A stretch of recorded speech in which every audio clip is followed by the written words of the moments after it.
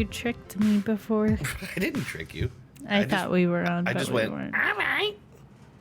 Yeah, that's code for we're on. We're live. Well, now we are on, and we are live. Hello, and welcome back to Goose Chase.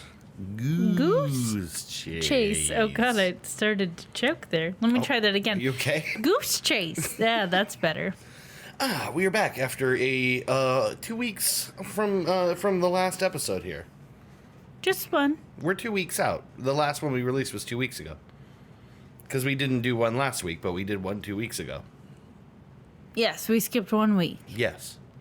Yes. Somehow that seems complicated, but it's not. It was complicated to me at the moment. I got it. I went through the same thing last night on the Dudecast where I'm like, what? It's like we skipped one, but we haven't been around in two. Wow, it's so trippy, man. Yeah. Where's I that don't know extra- why that's so difficult. Where's that to extra me. week come from, man? Yeah, I don't know why that's difficult to I me, don't know. but it is. So we're back. We have a fun new episode tonight. We are apparently very sleepy. I'm just in some kind of mood today, and also just tired. Yeah. I think I have tomorrow off. Well, So- that's good. Hopefully, I actually have tomorrow off, and I don't get a call at 9 a.m. telling me I'm supposed to be at work, even though Yeah. my schedule says otherwise. How often that does- happens sometimes. How often are you getting rando calls like come into work, please? It seems like it happens sometimes now. That I'm supposed to be at work, and I'm really, according to the schedule that I have, I'm not. Really, that just happened the once. Asking me to come in because someone called off, that Yeah. happens every now and then, because shit comes up. Yep. Man, And when you like work at a place where you only have so many people, like we don't have that many employees, and we can't have any more than what we have because then no one would get hours. We're already low on hours, so Right. like it's kind of, you take things as they play out. So, since we were last here, it's been America's birthday. America's older. Happy birthday, America. That happened. Yes. I'm trying to think if there's any other interesting things other than what we're going to talk about later. Boba was afraid of fireworks as usual. Yeah. He slept on your side of the bed. Yeah. He gladly took all of your cuddles for you. Okay. So just so you know, they didn't go to waste. Well, that's good. Cuddles wasted or, what good is that? You know, there's no use crying over spilled cuddles, though. Like the old expression always goes. Uh-huh. Mm-hmm. No. Jeesh. We ate some Is there onion anything? bagels. I mean, that was all right. I didn't eat any of those. You and Joe ate those. Didn't you have any onion bagel? I haven't had an onion you're bagel. missing out. I know. Onion bagel, thumbs up from me. I'm going on record here. I want to go on record officially. Onion bagel, good. If Joe listens to this, he'll be so happy to hear you say that. It's like, man, America, everyone's got a strong opinion about things. I'm throwing mine in. Onion bagels are all right. They can't see you giving it the thumbs up Right. endorsement. Right, but if you can With your- imagine me with giving your little a thumbs hitchhiker thumb. up. A little hitchhiker I don't thumb. have one of those. Nah, Mine doesn't bend like that. man, mine goes all the way back. Yeah, mine Yeah. don't do that. Onion bagels, good. Some news on McDouble Watch. I'm going to bring it back. Apparently right now in the McDonald's app, you can get once a day a sandwich for $1, which includes the McDouble. The classic McDouble? For like all the way clear through September, you can get the McDouble for $1. Yeah, but you can't get the McDouble meal. No, you can't. So my McDouble watch is still going. But you can even get like a Big Mac for $1, like every day, is what I read. That can't be right? Maybe. They want you to use that app. Yeah, right. But I'm thinking a Big Mac a day for $1. That's whew, that's. Well, they're just that banking adds on the up. fact that you'll get congestive heart failure before you could really use it to its full advantage. Well played, McDonald's. They're right. I will. Yeah, I don't need that temptation in my life. Yeah. I've already been a little rocky on the diet here and there. Yeah, you're doing really good, though. I'm doing okay. You're doing really good. It's hard. Yeah, I know. I've been feeling very overwhelmed lately with life and everything. So then the meal planning, I like doing it. Mm-hmm. It's just really time consuming. Mm-hmm. So it's just a lot to do. And then with everything, this weekend I have a roller derby bout, which I'm very excited about. Mm-hmm. But whenever that happens, I commit to doing things for the bout, and then I have a certain amount of planning I have to do in order to make those things happen, and then I stress about that and everything else in my life, and here we are. Yeah. Well, we should mention also that it's this Saturday. This Saturday. Another little steel derby bout, home bout. Yes. The big charity one. This one's kind of cool because the team we were going to play, it turned out that they couldn't make it. And so because we already had it planned and it's our big charity bout and we're excited about it, we donate to the Boom Boom Mancini Foundation, which if you don't know who Ray Boom Boom Mancini is, then I don't know what to say to you. Youngstown legend. So he will be there, which is a big drawing point and selling point. The foundation brings a lot of people into the bout on its own. Mm-hmm. And our proceeds are going to go towards the rescue mission. And we're also taking donations for Falcon Animal Rescue. Mm-hmm. And if you go to the Little Steel Derby Girls Facebook page, I believe we have the list of things that they would like donated, including things as cheap and easy as bleach, paper plates, stuff that goes a long way in feeding the cats and cleaning and making sure they have a healthy living environment while they're there. Yeah. So I picked up some stuff today to bring to the bout and donate to them. And that's going to be super cool. And then because of our team that we were going to play not being able to, what we decided to do was reach out to other roller derby players who might want to play, but their whole team aren't able to come. Because we asked upwards of 50 teams. Mm-hmm. After that team backed out, we asked a bunch of other teams if they'd be able to make it. And no one could because they either were playing other games or they just couldn't field that many players on that day. It's really hard because it's a pay-to-play sport. Yeah, it's a rec league, so the people that are there are volunteering to be there, right?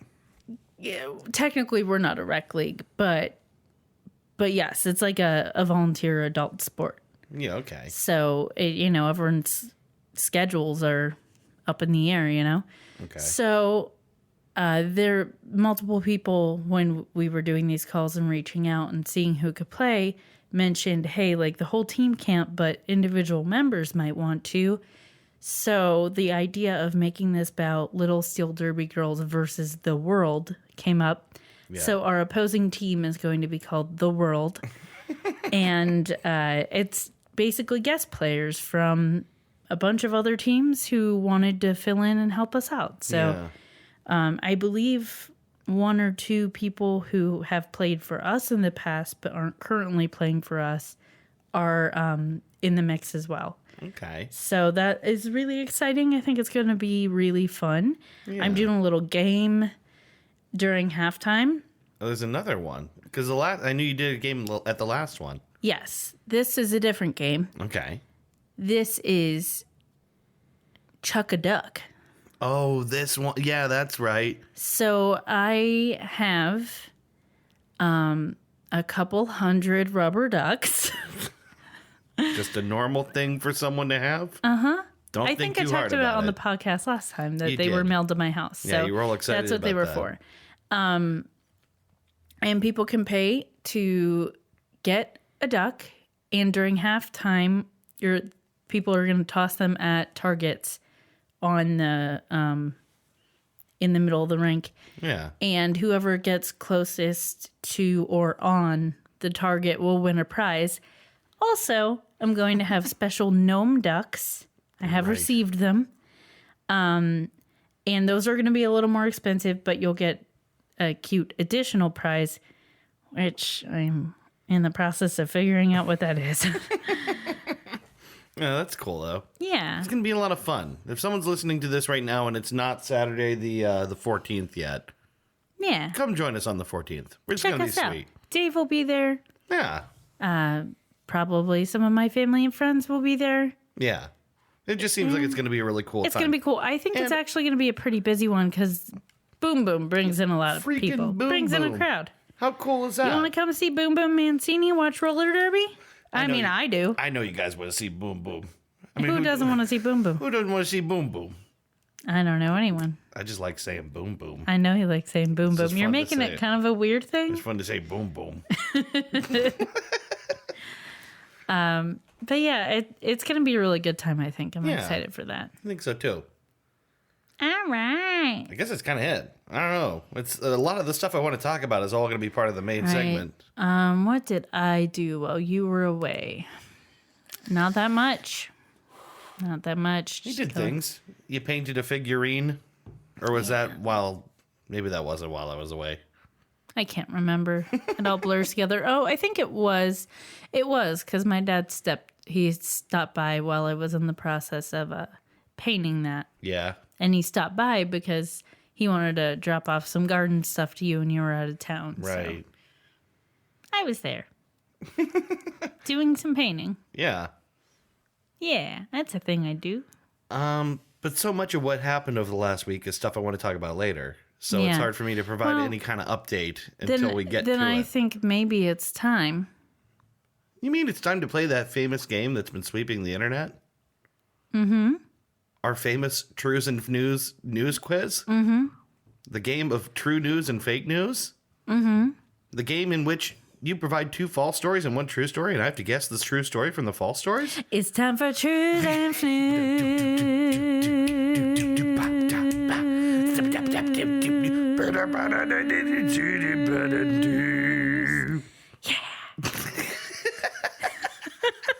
You know what? I knew that was great, but it was only missing one thing, and that was scat singing.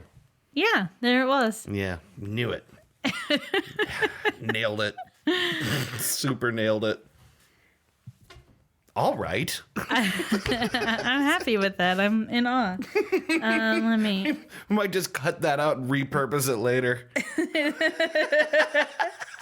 This might just become the actual jingle for Trues and Fnews. Oh, The man. poorly named quiz show that's sweeping the internet. Oh, I know something I could talk about. My mom got a smartphone. God, the Midwest excitement. She's discovering that.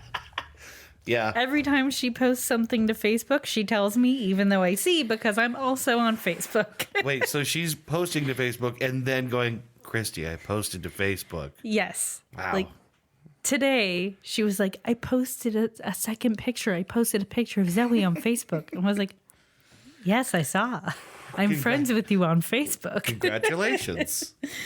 She's like, I am enjoying my smartphone. Who knew? And I was like, the rest of the world.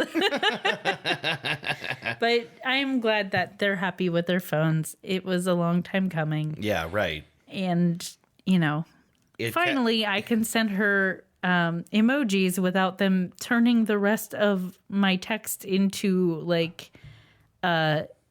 Chinese letters. Have you noticed a weird thing that iPhones do where the basic text app for iPhone, you can react to texts, but Android phones don't have that. So if I send someone a text and then they like the text, I'll get a text back that says liked, quote, my whole text, end quote. Oh, I mean, I have the feature that I can like people's Texts? messages, yeah. But do I use Messenger? I think I use Messenger Maybe for that's all it. of my texts. Yeah. So, because it was easier to just have everything in the same place. So I have the ability to react to people's messages. I do not have that, and it's weird when you get a text back that's your own text again, but it just says above it something like laughed at or liked. It's like weird. That's probably because they're using Messenger. I think so. I don't think it's an iPhone thing. I think they're using Messenger like I am. It probably does it. I'm not sure. Does it do it when I do it to you? Nope. Well, we don't use Oh, that's right. text. We use Allo. Right. So it is weird. I've never seen it before. Millennials. I just started to see it, and I'm like, weird. Strange. You ready for this? I am so ready for this. Hit me. Woman tries using stolen ID at bank. Person happens to be there. Okay. I think I know you know. I think you might be busted. All right, that's fine. We're going to keep Okay. going because who knows? Okay. Let's keep going. Man arrested for breaking into homes and tickling buttholes. I mean, if that's not the true one, I don't know what is. God, am I so glad that we are going to hear all three of these. The call of the black-hooded cuckoo bird sounds remarkably like the opening riff of Smoke on the Water. Okay. Do you want to recap because it's tradition? Because of tradition, I would like you to read these again. Woman tries using stolen ID at bank. Person happens to be there. Okay. Man arrested for breaking into homes and tickling buttholes. The call of the black-hooded cuckoo bird sounds remarkably like the opening riff of Smoke on the Water. Oh my God. Breaking into homes and tickling buttholes. Yes. Nice. I mean, it's assault. I'm sure. Yeah. I would put that on the list of things you shouldn't do. Yes. Don't do that. That would be illegal. I feel bad because I believe that the first one is not only true, but happened here. You are correct. And I knew that I was running the risk of you knowing that, but also I like to talk about the local ones when they come up. Oh, definitely. So this happened, I think, at PNC on Meridian. Meridian, which is not the one I go to, but it is my bank. Yeah, so I read something about this maybe a couple of days ago, maybe yesterday even. It's recent. Yeah. It's recent. Follow link, don't remove link. I have to talk myself through it every time. Yeah, Okay. so... It was on the WKBN website. Right. Which is local news affiliate. Mm-hmm. And this article was from the 9th, so it was a couple days ago. So one woman was arrested after police say she was caught trying to use a stolen driver's license at a PNC bank. The only problem was the owner of the license was at the bank too. Tariana Butler, age 31, was arrested and charged with identity fraud and disorderly conduct. Mm-hmm. According to a police report on July 6th, Butler went into PNC Bank on Meridian and tried to cash a $400 check with another woman's driver's license. The woman whose driver's license it was happened to be inside the bank to change her accounts because her wallet had been stolen. Oh my God. Which contained her driver's license and bank cards. What are the odds that she would go to that very bank? Right.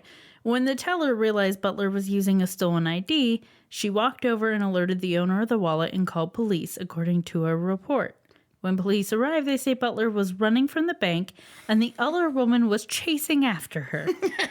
Police say Butler ran to a car that was parked at AutoZone and tried to take off, but the other woman was able to grab her keys from the ignition, allowing police to then block her vehicle. No Police say kidding. another woman was in the car but took off running when she saw police coming. No kidding. So, like, you go, lady whose identity was almost stolen. Like, she's like, not today. It was like a Taken. She pulled a Taken. It was just, used an extraordinary set of skills to chase her on foot and steal her keys.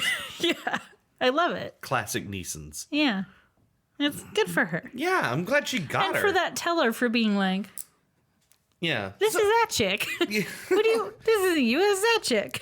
It's like improbable that someone would try to pull Right. that shit. Well, if you consider, like, there aren't that many PNCs around here. You're right. And if she stole her wallet throughout the course of that lady's day, it was probably like not that far from the bank. It was probably in her neighborhood where she lived or worked or something like that, you know? Right. So it's not as improbable as it probably. It's not as. Let's figure that out. It's not as improbable as it seems. Probably not as improbable. I added an extra poppable. Poppable? I added some poppables. Isn't that like a pretzel snack? What is poppables? I think they're the Lay's chips that look like footballs and have like the holes. We ate some on the Laura and TJ episode. Oh, okay. You should know this. You should. You're letting everybody how down. fucking dare you? So that's that. Pretty good one. Yeah. I'm sorry that I knew it. It's okay. I really would have liked to hear the story of the butthole tickler, but I was running the risk of it, and I knew I was running the risk of it. What was I going to say? Oh, Harry gave me that one, the butthole tickler. That sounds weird. Harry gave me the butthole tickler. That's not right. Phrasing. Phrasing. He sent me a link to that, and I looked it up to see if it was real or not, because it was basically just like a link to a screenshot of it. And I was like, okay, what's this about? And found out that it wasn't true. Right. But it was great. So I used it. Oh, yeah. That's the fake part. It's awesome. Let us do our middle seggy. Let's do this. Before we get into the main segment and you tell us all about your adventure, we're going to have a little taste of the adventure, you and I. Yes, a taste of adventure. We're going to eat one of these MREs that you and Joe ate during your trip. Yes, so these are okay, so a lot of people don't like eating these, apparently. I found them to be pretty cool. What they are is, like actually like sort of military style meals ready to eat that are in a shrink wrapped bag. Oh my God, that's what MRE stands for. Yes, meal ready to eat. I never knew. Well, now you know. They come with all these various exciting little components, which I'm unfolding here for you right now. It's a lot of things. There's a lot of things. There's a little heater pack so you can have a nice hot little meal no matter where you are. Little pouches with things that say like beverage base powder orange. All right. Oh man, can I like add it to my water? You actually can. This one contains a little silverware, cheese spread in a tube.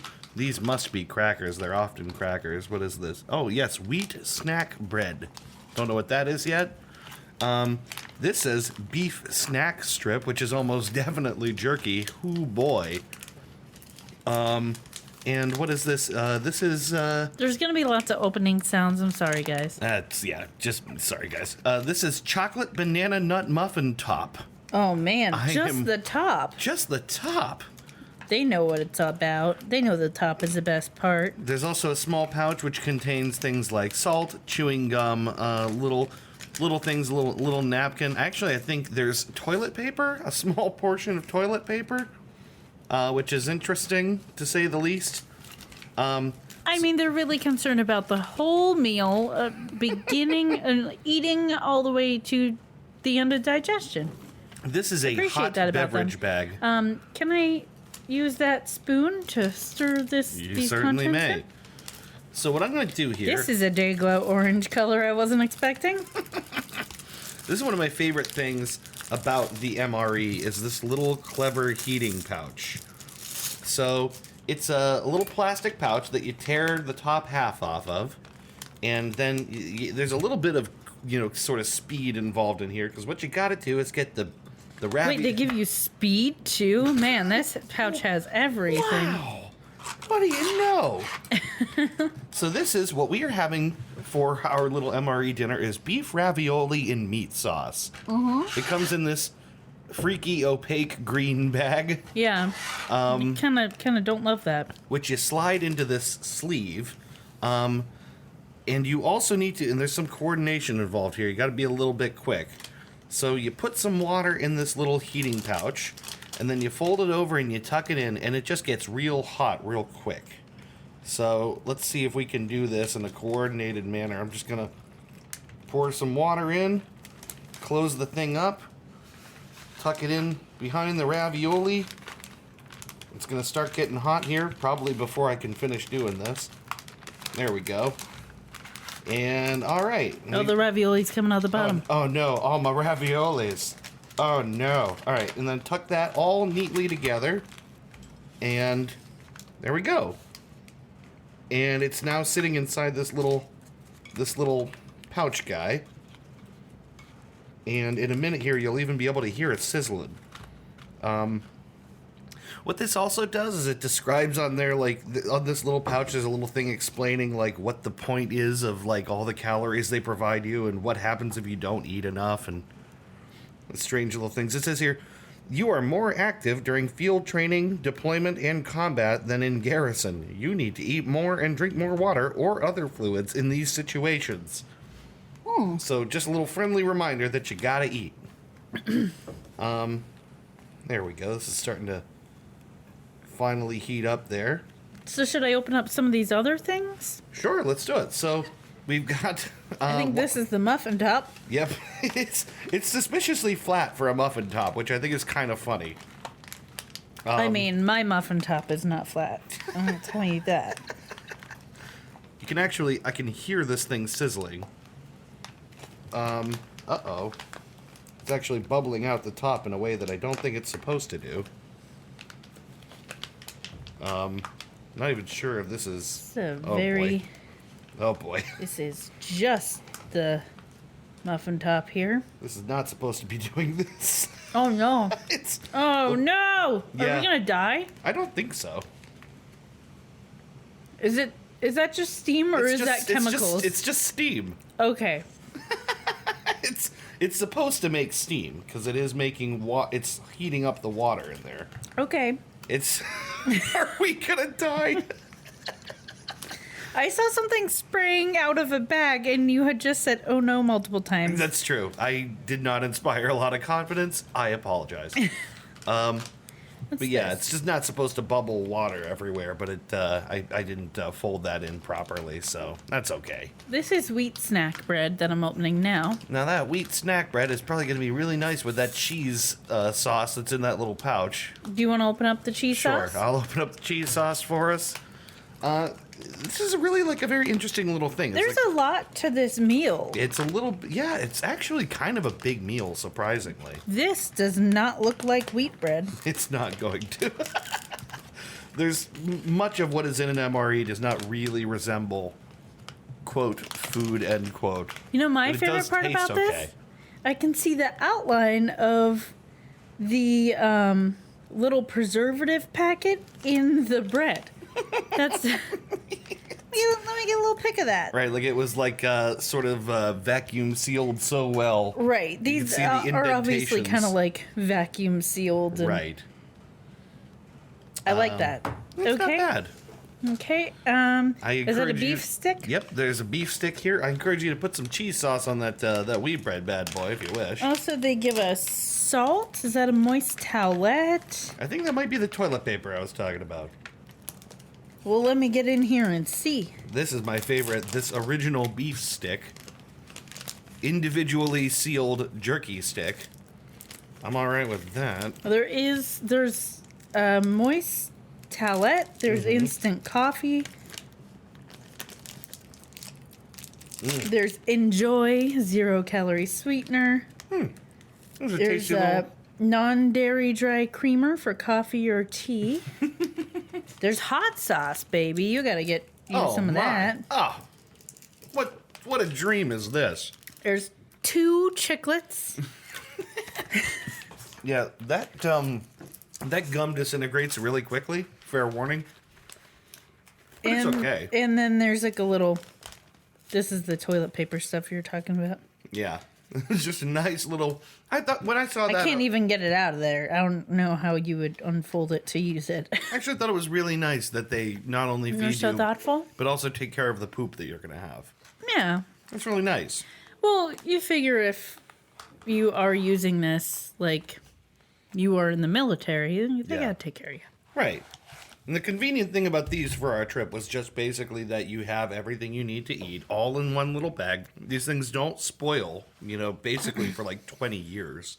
And you didn't know, like, where you'd be or how much time you'd have or anything like that. Exactly. You have no idea what you're getting into out there, so it's good to have meals, available to you. I'm worried regardless of about where you this end meat up. stick. Why's that? I mean, it's not very appealing, and I kind of have texture issues. Yeah, you might not like it that much. Quite frankly, a lot of these things you might not like that much. I mean, it could be worse. However, our main course here, ravioli in meat sauce. I mean, this is just a special little thing right here. Yeah, how's that look? It's it looks okay. I leave this to you to judge. I'm taking pictures of all of this, by the way. It doesn't look It doesn't terrible. look great. It doesn't look good either. It's well, anyway. I'm applying some cheese sauce to this wheat bread. Do you want the spoon? You can have a little Yeah, bite sure. of that ravioli. So We'll take turns. a little pouch of ravioli with little perfectly formed little raviolis inside. Did you eat this one on the trip? No, I did not try this one on the trip. I had a couple of MREs, but not this.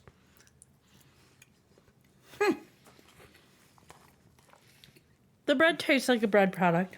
I would submit to you that this is okay. No dying. As I choke on ravioli. I will say, they give you significant portions. Like, Yes, they do. the amount of ravioli in here is probably like... It's like 1.5 to 2 cups of ravioli. I Right, feel like. it's more than what I would probably eat Yes. normally. I mean, that really is the. That muffin top is actually pretty good. Oh, really? Mm-hmm. Okay. Try I'm that, like girl. craving chocolate right now, so it's kind of nice. That is good. Ravioli's not bad. I mean, I'd say it was probably about the same as like Chef Boyardee. It's really close to Chef. It may be Chef Boyardee. That's the thing. A lot of these things are like repurposed other things, or like you'll open one of them up and oh man, M&Ms, like just out Right. of nowhere. Well, anything that like lasts forever and contains a shit ton of preservatives, Exactly. I think a lot of them are also approaching like expiration by the time the MRE people buy them, Yeah. but I could be wrong. Who knows? But it's not bad. What could you add hot sauce to? I guess the bread. You could add. Yeah, I'm not sure what the purpose of the hot sauce was in here. I mean, you could They always, just contain a bunch of condiments in case. you could always spice need up that anything. ravioli if you wanted to. Nice little spicy ravioli. I'm not sure that I would. I'm just going to have to taste this, so I want to taste the hot sauce.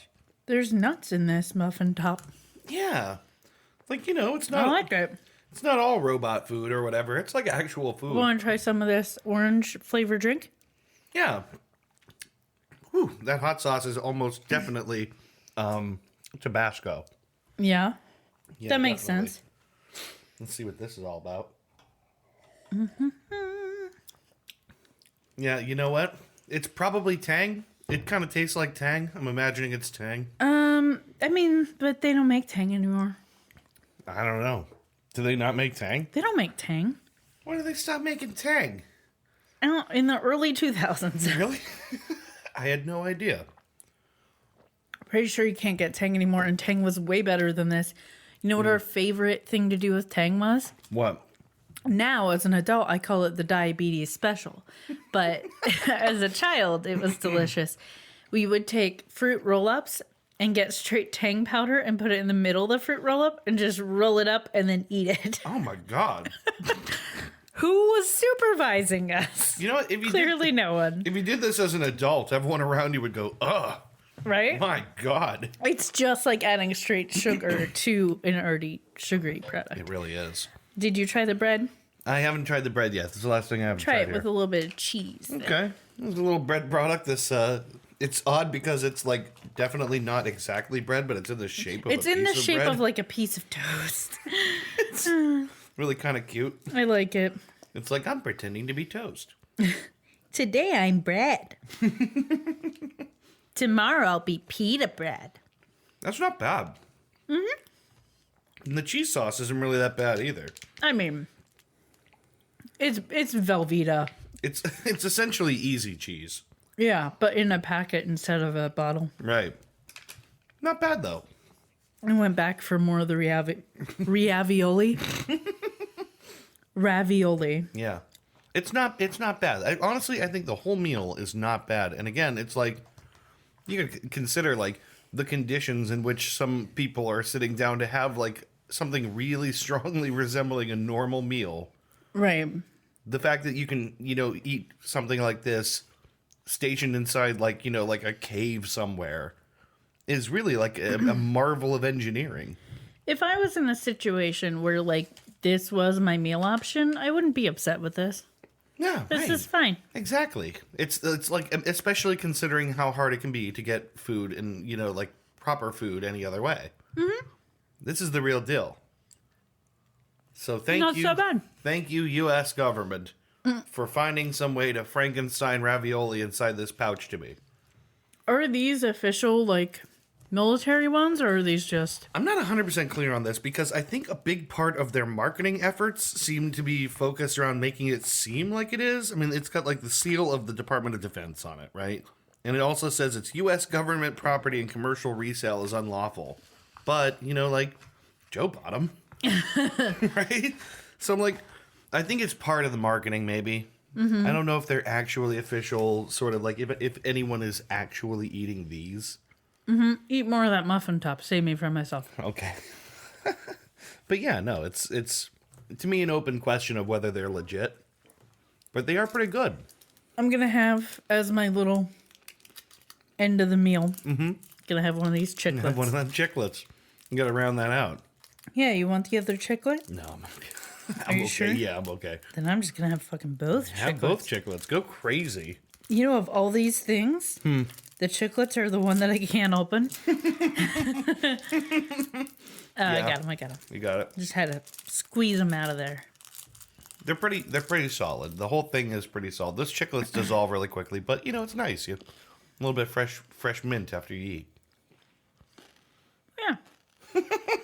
Not Tastes bad. like a chiclet.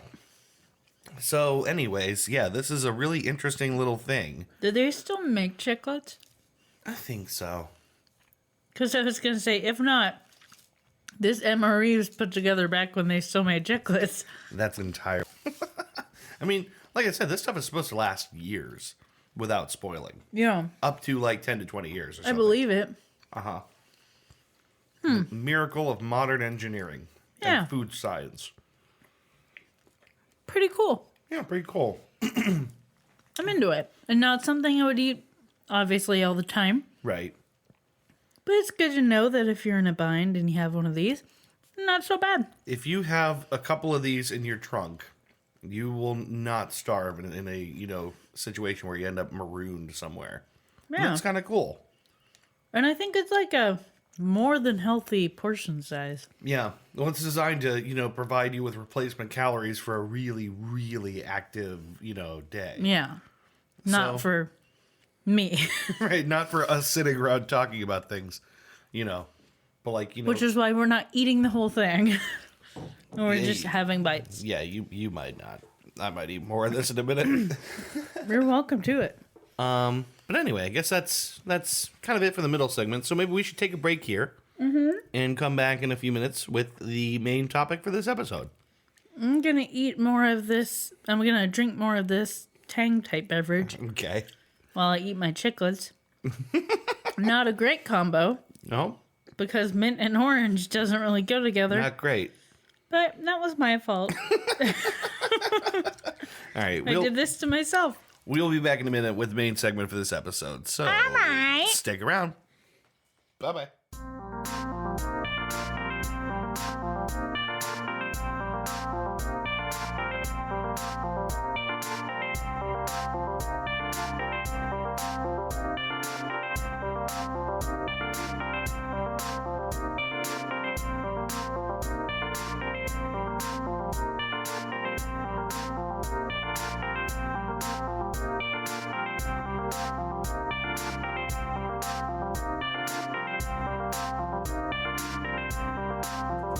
And we're back. And we're back. We are back. My God, what a very dense little meal.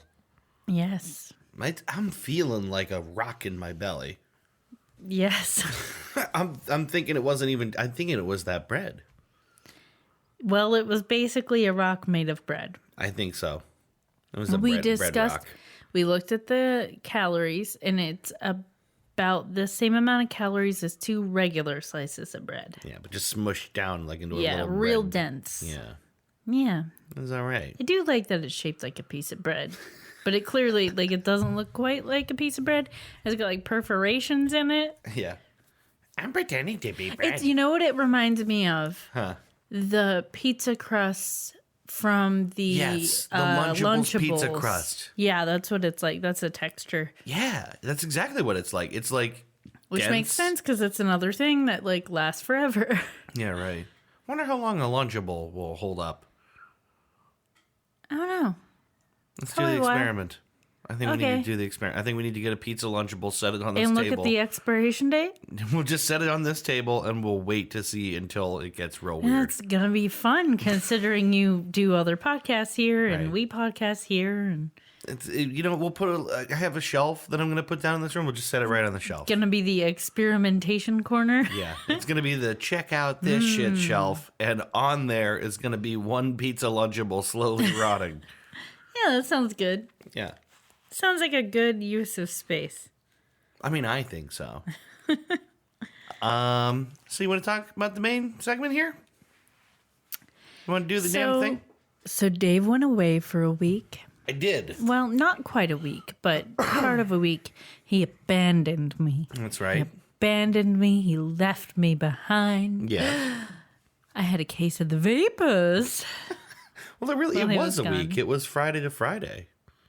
It was a whole week. I left Friday night. I got back Friday night. I guess that's true. Yeah. But yes, he was gone for a week. I wanted to go, but I couldn't get the time off. And so he has withheld information of Yes. what happened on the trip. I know little bits and pieces, but not the juicy stuff. Right. And I know vaguely that I know he was in the Rockies. He did text me updates of where he was when he had reception, so I knew he wasn't dead. That was about it. Right. So So now I'm ready to know more. the very little that I did tell you, I know there was bear stuff. there was that was basically I did clue you in that I was going to be gone looking for Yes. treasure. Yes. And that is what this was a week-long real-life treasure hunt based on an actual treasure hidden by a real, currently living person. Yes. Which was so incredibly cool. And you can look this up yourself if you have, any doubt as to the veracity of this story. It's pretty well covered. But this is a treasure hunt for And please, Dave. What? Treasure. I'm sorry, treasure. Yes, thank you. A treasure Man. hunt. Goes on a treasure hunt for 1 week and doesn't even remember how to say the word treasure. So yeah, I was gone a week looking for real-life treasure. The best part for me about this trip was me telling other people, oh yeah, my boyfriend's out of town. And them being like, oh yeah, where is he? And then me having to say something to the tune of, I don't really know because I'm not allowed to. And then very confused. Yeah, Very I'm sure the confused. looks you got must have been great. So they're your like, boyfriend refuses to you're- tell you where he went. you're not allowed to? Yeah. Oh, okay. And then I have to explain, like, we have a podcast. He's Yeah. doing this thing. I know kind of what he's doing, but I don't want to know the details until we do the podcast and the whole thing. Yeah. But, like, I don't want to have that conversation every time, but you can't just say, my boyfriend went away for a week and I'm not allowed to know. Right. So what this was like a week-long trip out to the west, like out to the Rocky Mountains, Yeah. which was super cool and gave me an opportunity to do all kinds of things I hadn't done in a long time. But I want to start this episode talking about Forest Fenn, right? Yes, he is the initiator of this. He is the person who hid the treasure. The hider of the treasure. Forrest Fenn is a real dude who has written several books. He's in his 80s right now. He might actually be in his 90s now. And he grew up in Texas. He was a really big he was really big into parks and wildlife and the great outdoors kind of thing. Took lots of trips to Yellowstone and areas like that, just like a huge, woodland enthusiast. And also a World War II fighter pilot. The guy has led a very interesting life.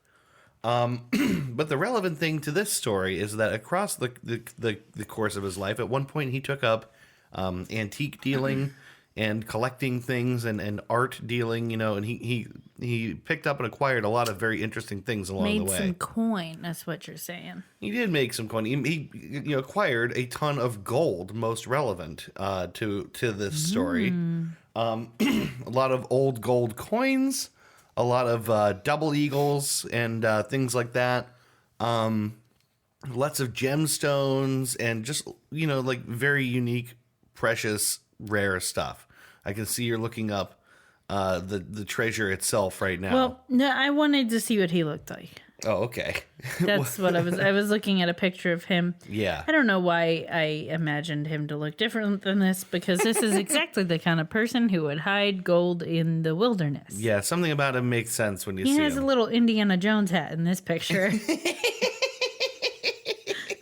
Yeah, he does. It makes so much sense. He does. Doesn't he look adorable in his little Indiana Jones hat? He does. He sure does. He currently lives in Santa Fe, New Mexico, and has told people, among other... Well, here, let me get to the real meat of this. Something like 10 years ago, or a little longer, Forrest was diagnosed with cancer, right? And he had it sort of in his head that, if he was going to die, he was going to die his way, essentially. Mm-hmm. And he wanted to take, he wanted to take his treasure out to the woods and essentially die there with it. Mm-hmm. He was going to go out and do this sort of very strange old-timey kind of thing. So you can find my body and this treasure. Right. It's like a very strange, old-timey, mysterious thing to do. Yeah. I actually might be getting that wrong, because he might have just intended to go out there and die, essentially. Die on his terms. And then later, when things changed, decided to put treasure there. That makes more sense. That does make more sense. Because he survived. I mean, he beat the cancer, or at least it was in remission, and he is still alive to this day. Mm-hmm. But what he did was in 2010, he revealed to everybody by way of a book that he had published that he had hidden treasure. Is that the book that you bought? Okay, so the book that I bought, I thought was that book, but it wasn't. I just have another one of his books now. Oh, I mean, that's okay. Yeah, it's still useful, and there's still some sort of clues scattered throughout the book. Mm-hmm. But the actual the book that he revealed the location of the treasure in is a book called Too Far to Walk. Okay, and you're using the word revealed very loosely, because it's not. He doesn't come out and say it. It's in the form of a poem, right? Well, yeah. I mean, he did reveal and be very clear with people that he had hidden treasure, but the location of the treasure is only discernible via a poem that he wrote and published in this book. Mm-hmm. Also inside this book with the poem is a map. It was one of the things you scrolled past there that I noticed, and it roughly outlines the area within a 4-state range along the Rocky Mountains where the treasure might be. And I figured I'd read this poem on the podcast. I mean, if this... Can I read it? Yeah, if you want to. I like to read poems. Sure. Here. So the poem starts right there at the top where the italics You don't start. say. Where the italics are. It's called The Poem. I just wrote the poem. Oh. As I have gone alone in there, and with my treasures bold, I can keep my secret where, and hint of riches new and old. Begin it where warm waters halt, and take it in the canyon down, not far, but too far to walk. Put in below the home of Brown. From there it's no place for the meek, the end is ever drawing nigh. There'll be no paddle up your creek, just heavy loads and water high. If you've been wise and found the blaze, look quickly down your quest to cease. But tarry scant with marvel gaze, just take the chest and go in peace. So why is it that I must go and leave my trove for all to seek? The answer is I already know. I've done it tired and now I'm weak. So hear me all and listen good. Your effort will be worth the cold. If you are brave and in the wood, I give you title to the gold. Yep. That's it. Now, embedded in this poem is, I believe, 9 total clues. He has never been direct about what those are. Most people are pretty sure that they know which lines are clues. Yeah. But apparently, like, every word of this poem is very deliberate. Yeah. It's a very carefully crafted poem that he worked on for, like, years in an attempt to, make this very subtly obvious to the person who is in the right place to follow it. And I do want to mention, because this is a question I had, it does seem like he has checked in on it from time to time and is aware that the treasure is still intact. So this isn't like a fruitless people are searching, but someone already got it kind of thing. Well, it's mysterious about how he knows, because I would think there's no way this guy can go somewhere and not be followed now. Drones. Right? He's a drone. He has a drone and he flies it over. Well, who knows? Maybe. Or he trusts maybe one person to know where it is, someone who's more fit than him. And he has said that there was one guy he told where the treasure was, and that guy died. I mean, my only thing that has me questioning whether or not he really knows where it is just the fact that he's in his 80s or 90s, and he's saying things like, too far to walk. Like, this is not an easy environment. Right. So I can only imagine how difficult it could be to go check on it every year, There have been some attempts to use logic to ascertain certain things about the poem, and using other statements he's made to determine things about the treasure. So one of the things that people have essentially logicked their way into, and I kind of think it makes sense, is that it's very possible from the location of the second clue would be possibly 200 to 500 feet away from the treasure itself, just based on some things that he said outside of the poem. So it's very possible that if you can get from the first clue to the second, you're already just 500 feet away. And supposedly this isn't like buried treasure. It's right somewhere that you'll be able to find it.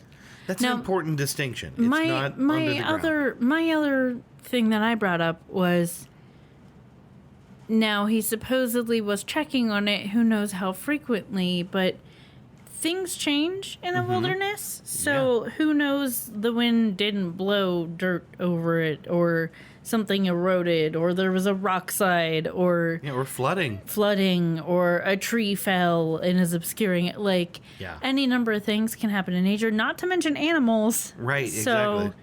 How is it secured? How do you know it hasn't been disturbed and is as obvious as it originally was? And one of the things about it is that the chest is supposed to weigh approximately 40 pounds. How are you going to get it out of there?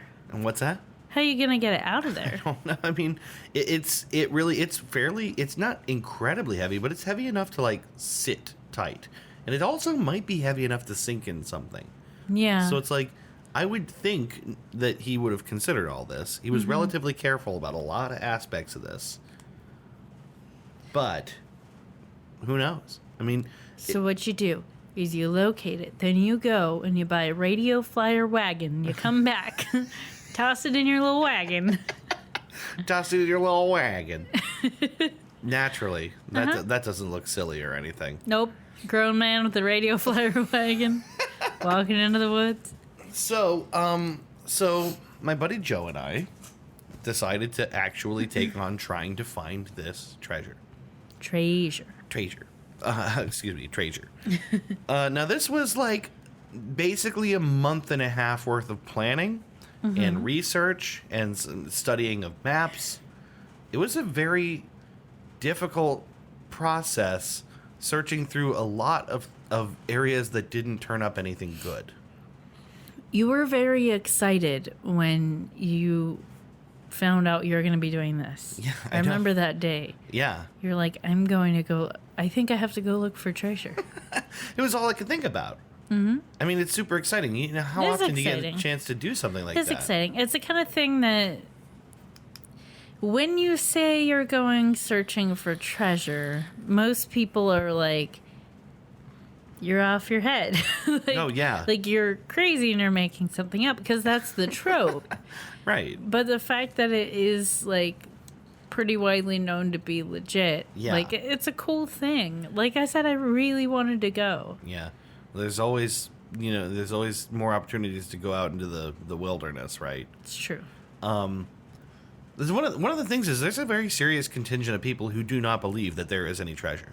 Mm-hmm. Now, pictures of the chest have been published, and at least one guy who knows Forrest very well and is pretty convinced he's not BSing, both saw it in Forrest House in his vault, his safe, and then saw it gone. And that guy is convinced enough, that the treasure was actually placed somewhere. And honestly, I really do believe this guy. There's plenty of good reason to be skeptical, after all. I mean, right. It's because a lot of people think that the entire point of this chest is just to get people out into the woods and experiencing nature, and that is in its own way his only real goal, is to get people out to explore the great outdoors. Mm-hmm. And that would be possible and feasible, except that I think this guy is a lot of things. He's an exaggerator. He definitely is a tall tales kind of guy. If you read some of his writing, he's definitely a tall tale guy. It's like the movie Big Fish. Yeah. That's the first thing I think about when I think of this kind of thing. But I don't think he's a liar. I don't think he's a guy who would outright lie. I do think he's a guy who will double speak to deceive and to confuse and trip people up along this chase. But I don't think he's a liar. Would you call this maybe a goose chase? It's so perfect for our show. It's so incredibly perfect, because that's basically what I was doing. I was on a wild goose chase through the Rocky Mountains. I love it. So we had narrowed in on 2 possible search areas. Tracking these things down is tracking down locations that meet the clues is difficult. I can imagine, especially from afar and not having been familiar with the areas in person. One of the hardest things about this, and something that I learned in retrospect, is you don't know nothing after looking at Google Maps. You just don't know. I was shocked at how little I actually understood of the terrain, having looked at Google Maps for hours and hours, and to arrive there and find it to be a completely different place. Yeah. But so the 2 areas that we focused on were in northwest Colorado, and then in sort of southern central-ish Wyoming. Those 2 areas are about 4 hours apart from each other. The first is Dinosaur National Monument in Colorado, and the second was the Shoshone National Forest in Wyoming. We had arrived at those areas, again, by trying to use the clues to find areas that made sense with the clues, right?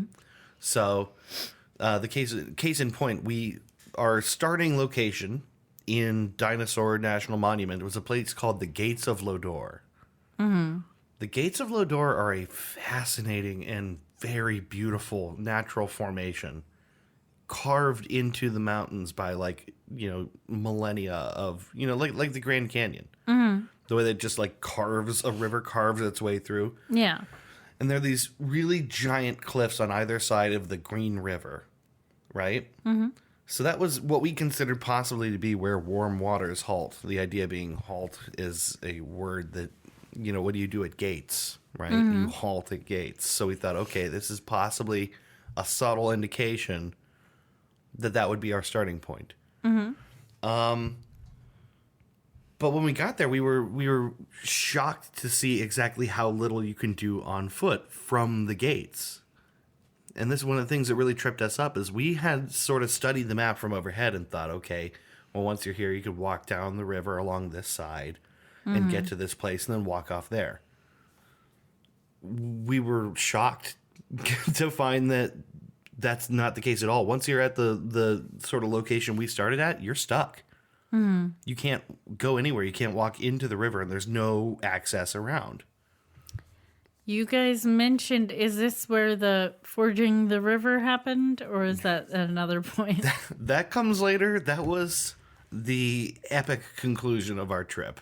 And it was super epic. It was exhausting. Yeah. You mentioned to me that if I was on this trip, some of the things that happened probably wouldn't have happened because I would have been like, there's another way to do this.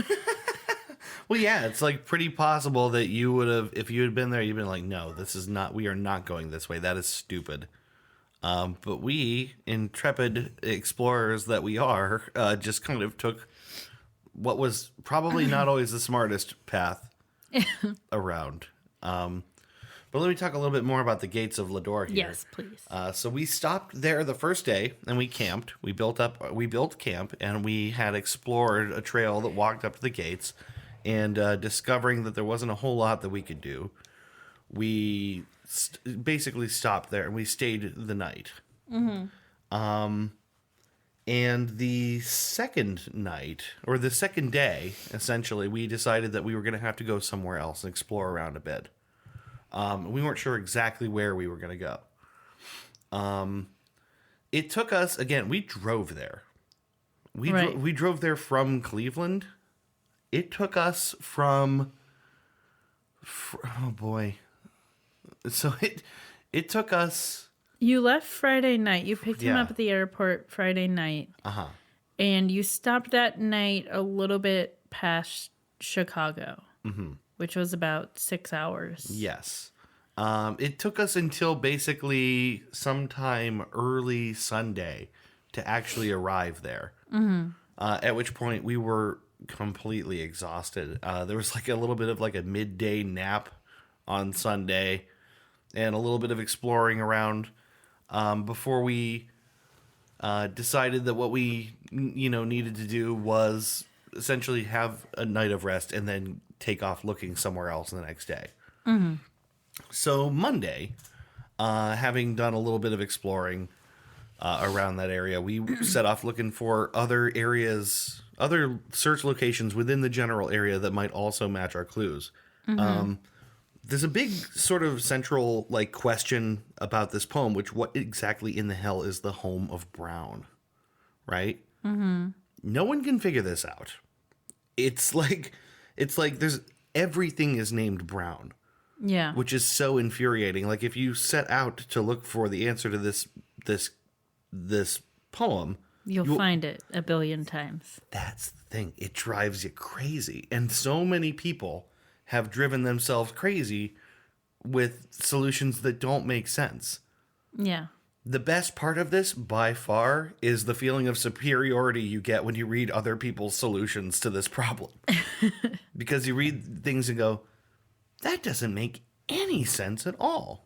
But they've talked themselves into it. And the thing is, kind of so have you. Yeah. Because there's so many possible ways to solve this. And the word brown is like all over the place. Well, it's one of those things, because it's common, it seems like it would be a good starting point because it's familiar. But that is the reason it's not a great starting point, because you're in the Rockies. Yeah, right. Everything is brown. Yeah, well, there's Brown's Cabin and Brown Mountain and the Brown River and we were in the Brown's Nature Reservoir, and there's a story about a guy named Brown that maybe did or maybe didn't exist, and just everything brown everywhere.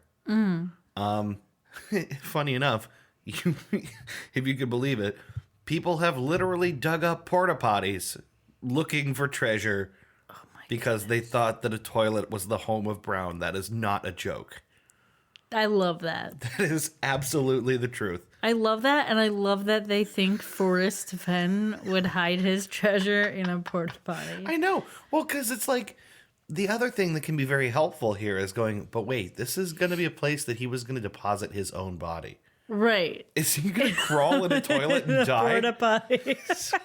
Was he going to crawl in a toilet and die? No, of course not. Sillies. But we had a really good laugh thinking about this, about the cops coming up on some guys digging up a toilet, and they're going, I'm sorry, officer, you don't understand. We were looking for treasure. I love that. Right? This must have actually happened. What a ridiculous thing that is. But, okay, so having sort of revised our search around the gates of Lodor and finding that it was not easily passable, we ended up looking around Brown's... Thou shall not pass. You shall not pass, is what we were told by the river. We Oh, man, you found a talking river? Yeah, the lady of the river came out and said, buzz off. Jeez, Dave. I mean, you don't even need a treasure. Oh, jeez. Oh, jeez. It was really beautiful, though. But we relocated. So we went sort of around a long way. Everything out there is far apart. It took us, like over an hour to get to the nearest town to get bug spray. Everything's very, very far apart. Yeah. We ended up relocating on the second day to this site along the what is the Brown's National or Brown's Wildlife Refuge. I'm sure I'm getting this name wrong. It's like a wildlife reserve, right along the Green River out there. Oh, but that was House of Green. You should have known better. Well, but it is Brown's. It's the home of Brown's. We're like, okay, maybe. Yeah, I'm just teasing you. But the thing that was really getting us is this line, there'll be no paddle up your creek, just heavy loads and water high, right? Mm-hmm. So what we essentially started doing was solving the poem in a way that didn't make sense naturally on a first read, but, what if the gates are still the place where warm waters halt, but you don't follow them downriver, you follow them upriver? It's the kind of thing that a crazy old man who hid his treasure might think of. Mm-hmm. Right? A thing that would confound people assuming that you're supposed to follow the river in the direction of the river. We thought, okay, maybe this is a clever thing. And if you follow that river backwards, you arrive at Brown's Refuge. Okay. And then from there, it would be the matter of, finding a canyon and a creek, essentially. Some of the next steps in the poem, right? Mm-hmm. What we arrived at was there happened to be this creek that runs into the river off of Brown's Wildlife Refuge, and we thought, maybe this is something. Mm-hmm. So, going around there and finding, we found a camping area that was not on the map, had no idea it existed. We set up camp, and we went out to investigate. And this was what would be the most horrifying moment of this whole trip for me. This was so alarming to me. Keeping in mind, we're in bear country. Mm-hmm. This is a place where you absolutely must carry bear spray and have some idea about how to deal with bears. Mm-hmm. I didn't know anything about this before we went out. Mm-hmm. So one of the things that I learned is that generally bears don't want to come up on people, and generally they don't want to attack. And generally, if you're loud enough and you let them know you're coming, they will get out of the way. They'll avoid you. Right. And this is something I was told many times. This would be bad for me because I've learned about myself. I'm a naturally sneaky person. I don't mean to be, but I tend to be kind of quiet. Yeah. And I mean, I'm not, but I'm not a quiet person, but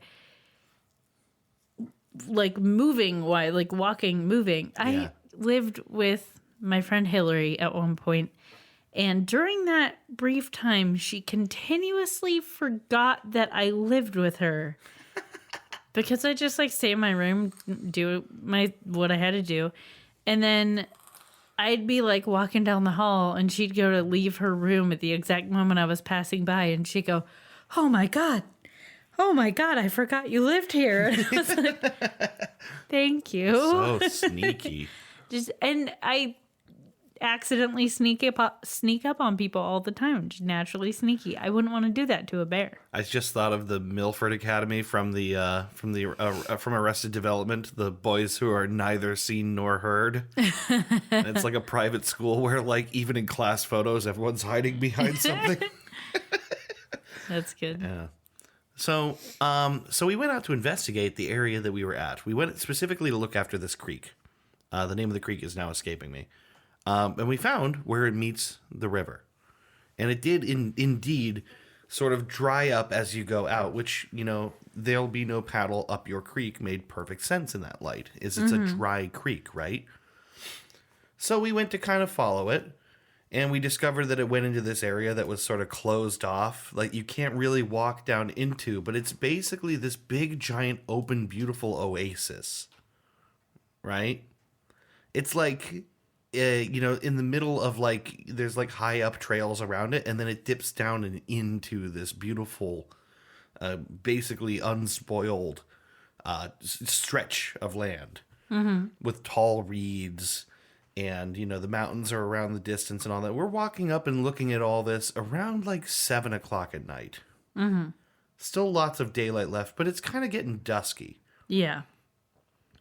And we've walked up, you know, maybe like half a mile up this road that goes alongside the open central oasis of this thing, and we decided we probably ought to head back. And as we turn around and go back, we are looking into the area, and Joe stops me and goes, "Do you see that?" He says, "That is a bear." Oh, no. And it's down in the center there. We see this thing up on its hind legs. It's a dark brown.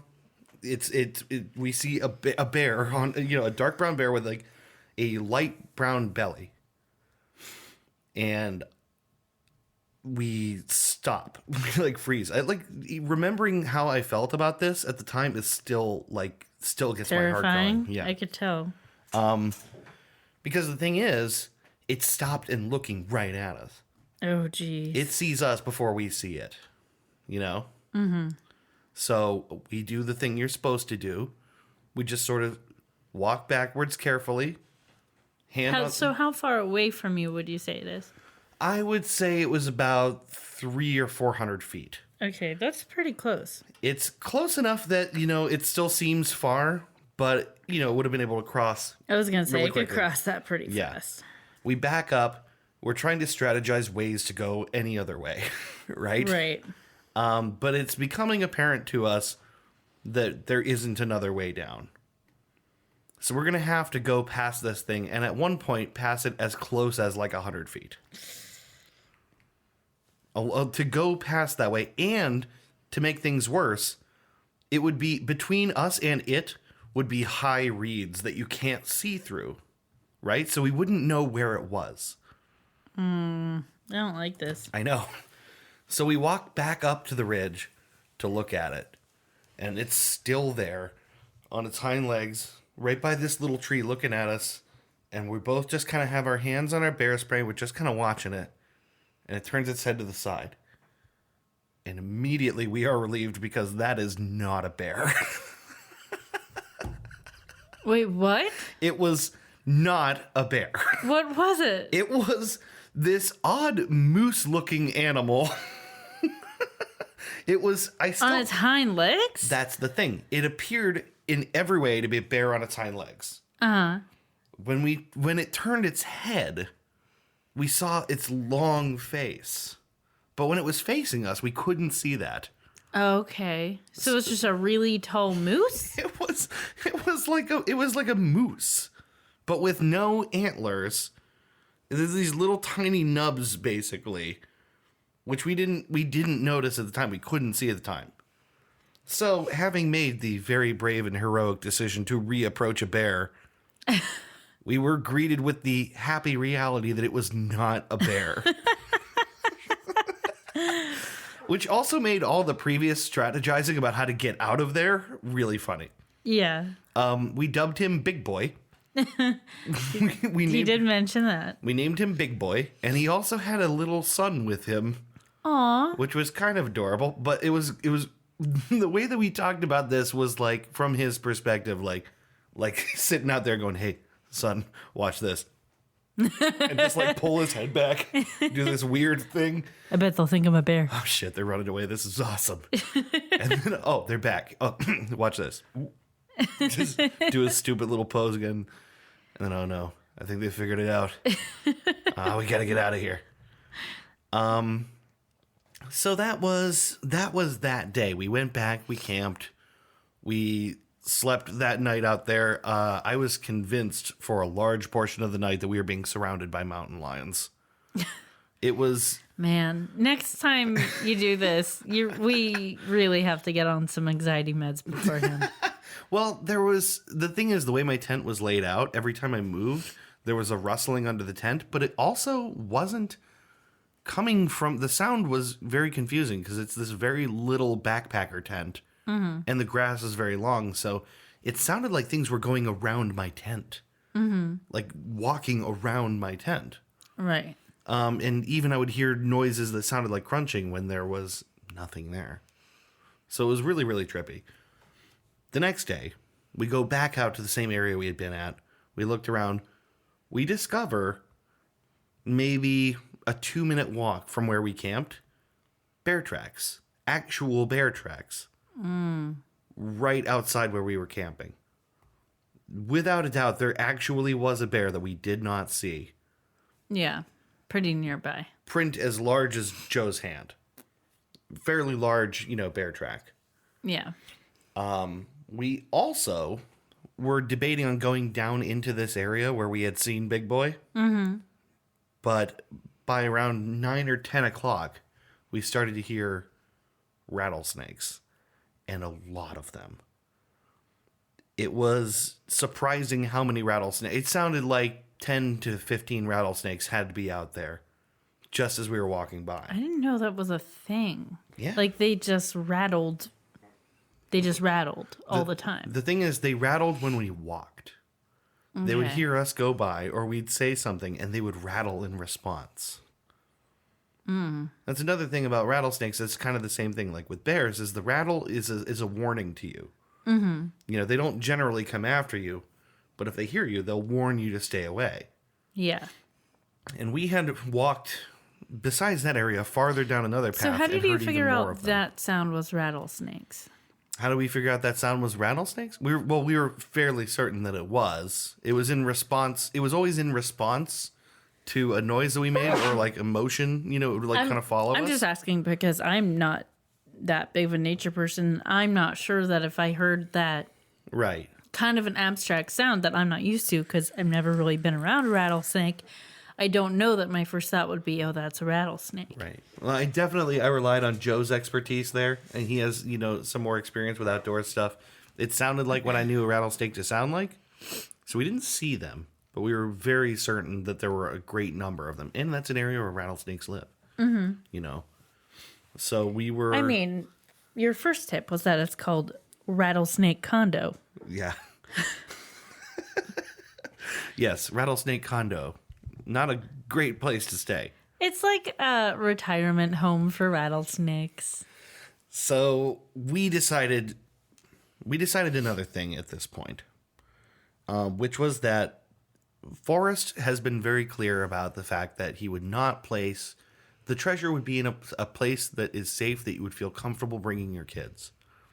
Okay. That's a really important distinction. And knowing that is a good way to keep yourself from getting killed on this treasure hunt. Mm-hmm. A number of people have died looking for this. Usually by doing things that are pretty ill-advised, having convinced themselves that the treasure is in a perilous place that it probably wouldn't be. Mm-hmm. So, as much as it pained us to do it, we kind of had to make an executive decision and say, okay, it's not going to be in there. It's not going to be in a place heavily populated with rattlesnakes. It's not going to be in a place that you can't get down to except by scaling down this series of iron rungs that are not exactly a ladder, but that you could climb down. It wouldn't be there. It was our decision. and we really didn't want to go through the thick reeds and all that to get into a place, because if there's a rattlesnake there, You won't see it. you've gotten close enough for it to feel threatened. Mm-hmm. And I mean, we were an hour away from help. Mm-hmm. Rattlesnake venom will necrotize your flesh faster than that, right? Yeah. So, however exactly it operates, I forget. But so we made an executive decision. We had searched this area enough. We still had, several days left in the trip. So we took off for our second location. And the second location, like I said, was the Shoshone National Forest. Mm-hmm. This was one of the most beautiful places I've ever seen in my life. Remind me where that was again. So that is basically from Yellowstone. It is the southeast of Yellowstone.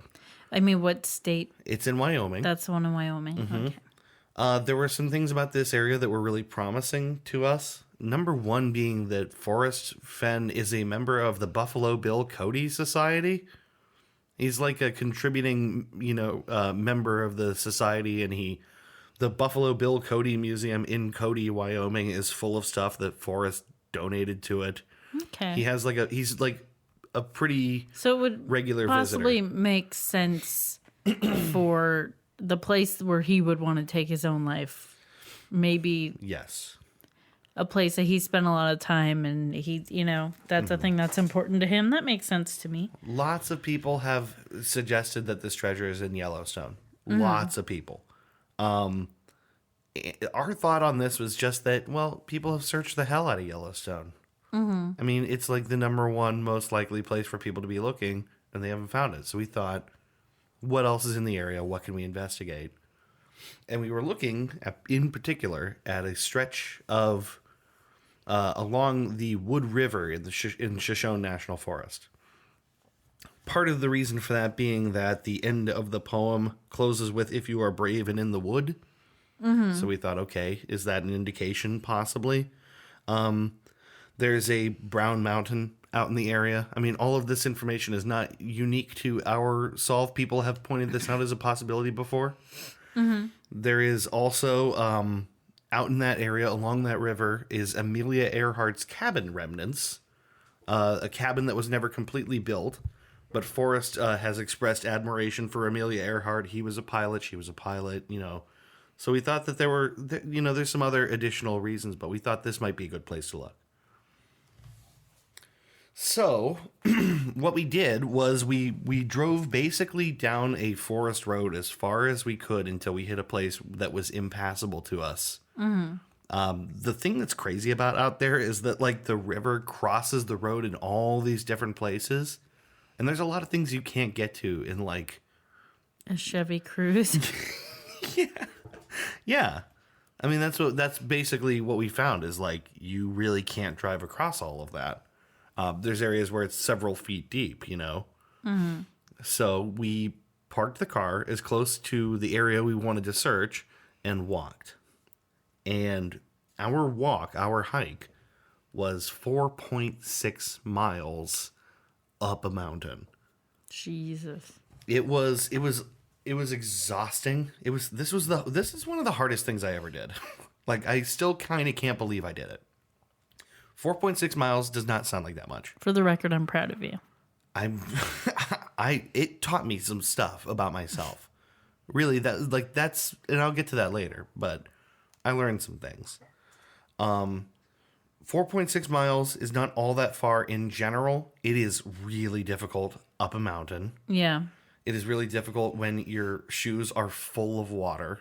Mm-hmm. I was walking around making squishing noises. My shoes were completely full of water.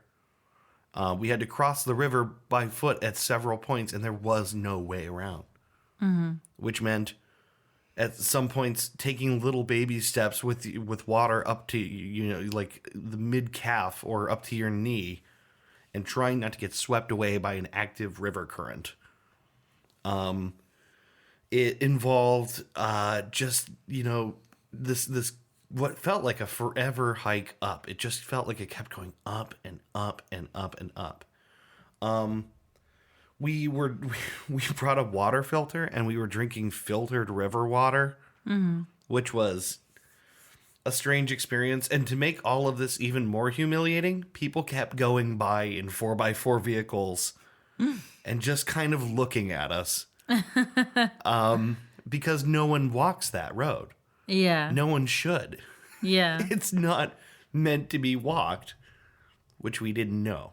The joke was that because Joe had a safari-looking hat on, the people would go by and go, "Oh my God, that poor man! Oh no, he's got a guide. He'll be fine." The guy with the hat on is the guide. It'll be okay. Wait, you heard people say this? No, this is... that's your joke? That was our interpretation of the looks that they were giving us. Is at first terror and then laughter. Yeah. Some people were genuinely laughing as they went past us, and I think they must have known we ran over our heads. I mean, but that, I don't know, that kind of makes sense for the too far to walk thing. That's the thing. I'm still not convinced that we were not looking at a very strong place. Forrest has We made... gotta get you a 4x4 vehicle here. I know. Forrest has offered other clues about where the treasure is. Mm-hmm. One of them is that the treasure is between 6,000 to 10,000 feet in elevation, right? Mm-hmm. Both of our search areas met that description. Another clue he's given is that you would smell sage grass and pine nuts, and that there would be lots of wildlife. We saw that in abundance in Wyoming. Mm-hmm. It's just another sort of like incidental detail, but it felt like confirmation, and it was kind of like we needed something to keep us going. Mm-hmm. And that really, the higher up we went, the more we saw these beautiful, brilliant bursts of like pine nuts on pine trees, these bright orange, and Could that be the blaze? the blaze. Oh boy, the blaze. The subject of the blaze is it's insane. Like trying to figure out what that is. I mean, it could be reference to like the sun, the way the sun rises or sets, or it could be, you know, the effect of a certain flowering plant. Who knows? People have lots of ideas about what it might be. Some people think that they're looking for something with like an F carved in it somewhere, and no one's really found any good evidence of that yet. Other people have said that Forrest has kind of implied that the blaze is something white, like a white rock. So maybe it'd be like a really out of place white rock somewhere that would just draw your eye, Mm-hmm.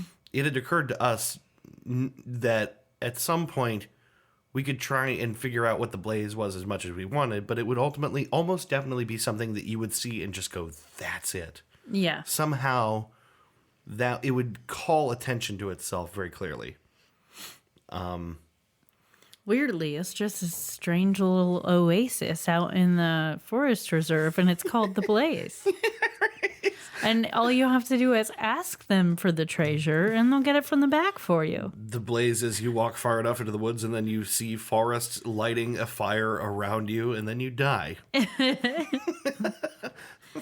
I've been waiting a long time for this. Never really told anyone, but this is my treasure, not yours. Yeah. I don't know why I think he sounds like that, but that's how I think he sounds. My impression of Forrest, even though he doesn't sound like this, is, "Hello, my name's Forrest Fenn." Are there any videos? Are there any interviews with him? Many. What's he actually sound like? He actually, an impression of him would be very difficult, I guess, but he just kind of has like a sort of a southern drawl kind of thing, and he's... Southern? Yeah. Is he Southern? Yeah, he's from Texas. Okay. And currently lives in Santa Fe. That's right. You did say he's in Santa It's Fe. not like a thick sort of like a East Coast, Southern East Coast kind of thing. It's more like, like a Texas accent, yeah. For some reason, I was thinking, even though he said he currently lives in Santa Fe, I immediately forgot what you said and thought that he was in the Pacific Northwest. Yeah. Well, with as much fixation as we've given to the Yellowstone area and all that, But yeah, so we basically, like I said, 4.6 miles uphill. We were looking for a particular creek, and when we arrived there, we were expecting to be able to walk up that creek towards the top of the mountain. Mm-hmm. And once again, very disappointingly, we learned you just don't know that much from a map. Because what we found was incredibly dense forest, incredibly steep hillside, and no way into it at all. So, having arrived there, we kind of had to scramble and say, okay, well, if we can't walk up there, what do we do? How do we interpret the rest of this thing? And we've already been walking for 3.5 hours. Jeez. We've been walking 3.5 hours uphill.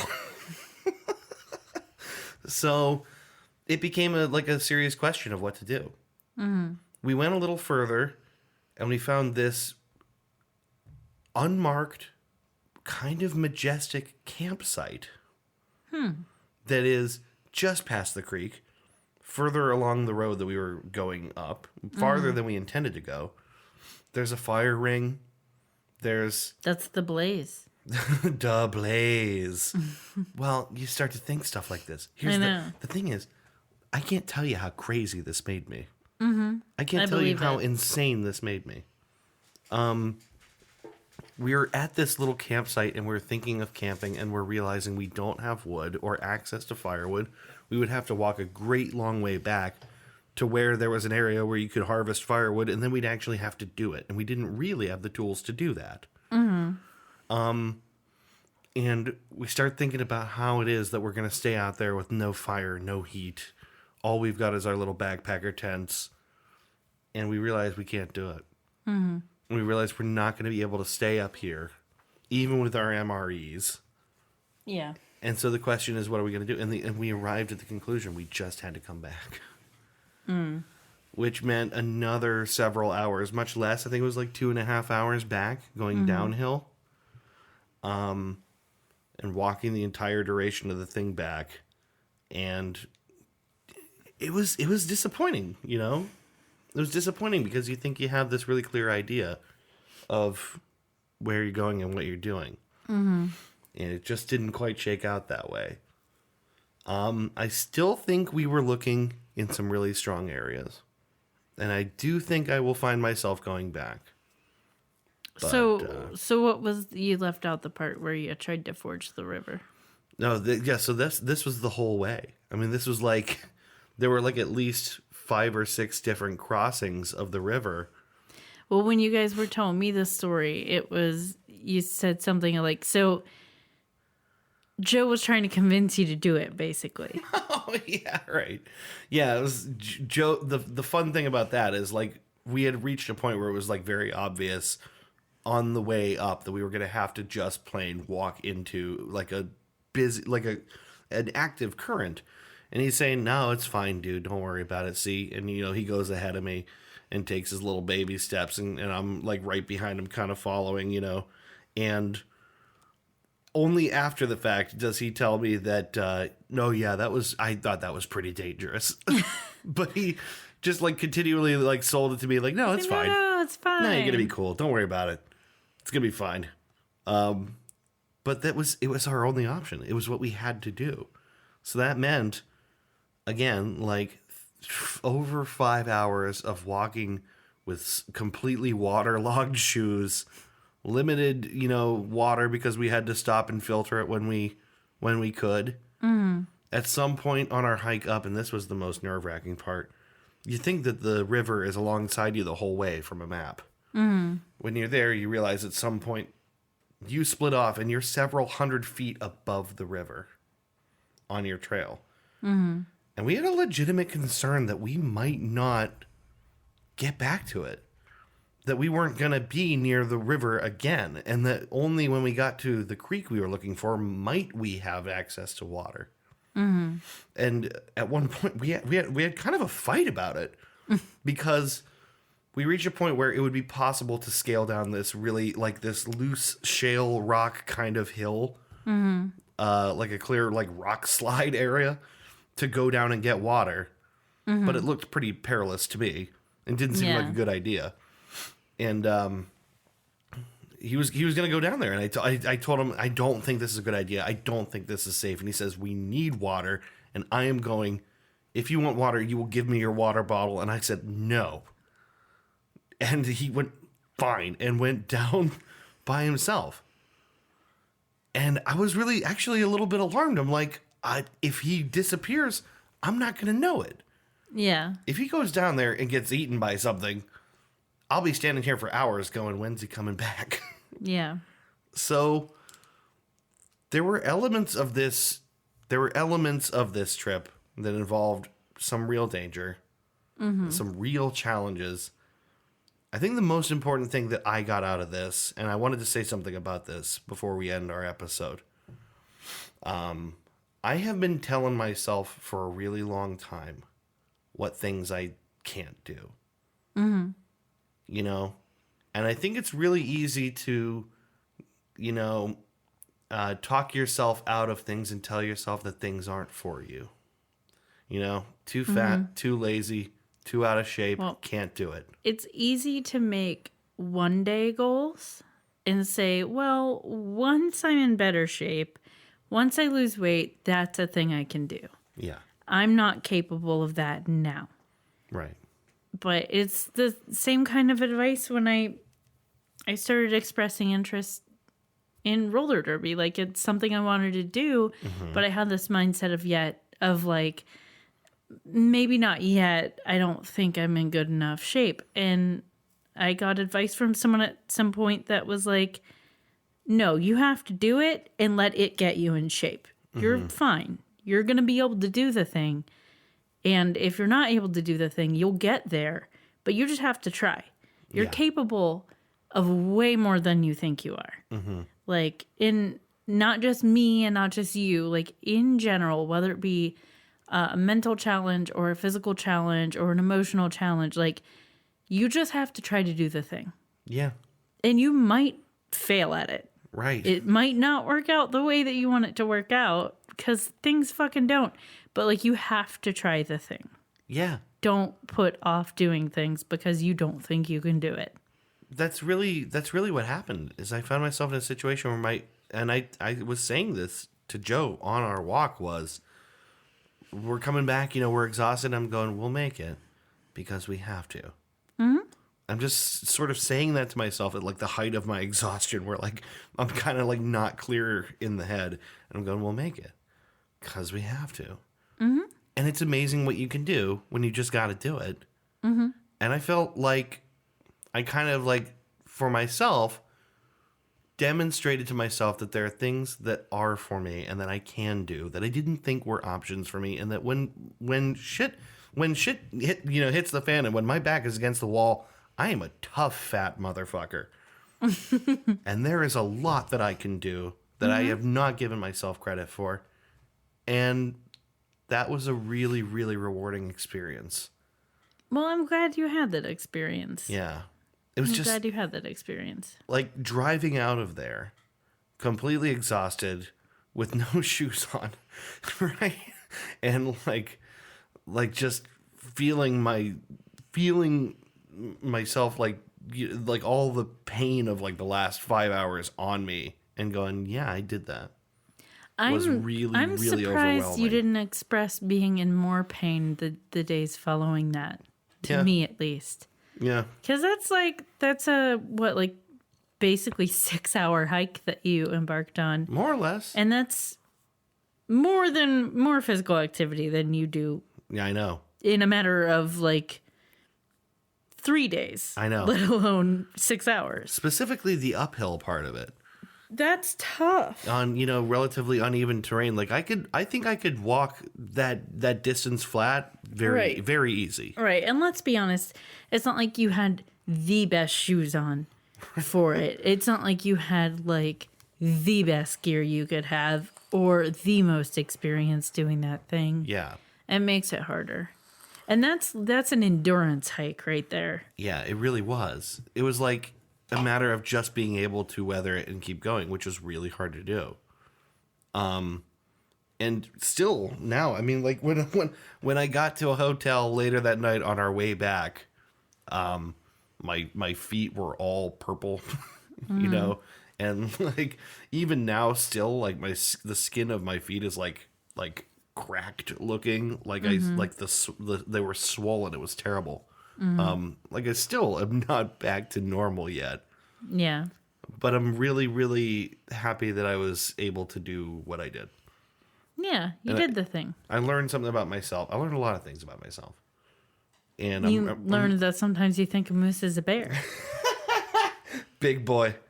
Big boy. That sneaky devil. You know, you've been unsure about whether or not to get a tattoo. I think you should get Big Boy. Big boy. Yeah, it's just Moose horse. It's for.